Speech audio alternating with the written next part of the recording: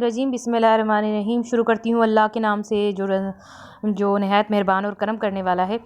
बलगलूला बेकमालिही कशफत दुजा बेजमालिही हसनत जमीलु खिसालिही सल्लु अलैहि व आलिही सल्लल्लाहु अलैका या रसूलल्लाह वसल्लम अलैका या हबीबल्लाह।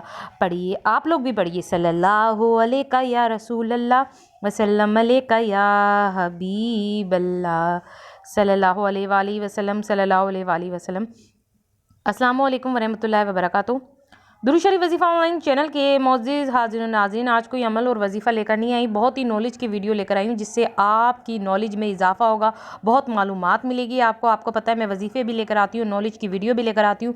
तो आज वही एक नॉलेज की स्पेशल वीडियो लेकर आई हूँ कि सर्दियों में खुश्क सेब खाने से क्या होता है। जी हाँ मेरी बहनों मेरे भाइयों, सर्दियों में खुश्क सेब खाने से क्या होता है, ये सब आपको दुरूद शरीफ वजीफ़ा ऑनलाइन चैनल की स्क्रीन पे लिखा हुआ नज़र आ रहा होगा। ये बहुत ख़ास नॉलेज है, कुछ लोगों को तो पता ही नहीं होगी और जिन लोगों को पता है तो वो और अपनी नॉलेज में इजाफा कर लें। जब सर्दियों का मौसम होता है और सर्दियों में जब आप लोग खुश्क सेब खाते हैं तो इसके फ़ायदे या नुकसान आते हैं, तो आप खुद दुरूद शरीफ वजीफ़ा ऑनलाइन चैनल पे पढ़ लेना। दुरूद शरीफ वजीफ़ा ऑनलाइन चैनल आपके लिए बहुत बहुत ख़ास लेकर आता है अपने तमाम बहन भाइयों के लिए। ये सारा जो लिखा हुआ नज़र आ रहा है, इससे आपको पता चलेगा कि जब आप सर्दियों में खुश्क सेब खाते हैं तो क्या होता है। तो अब आप लोग मुझे इजाज़त दीजिए, अल्लाह हाफ़िज़, अपना ख्याल रखना।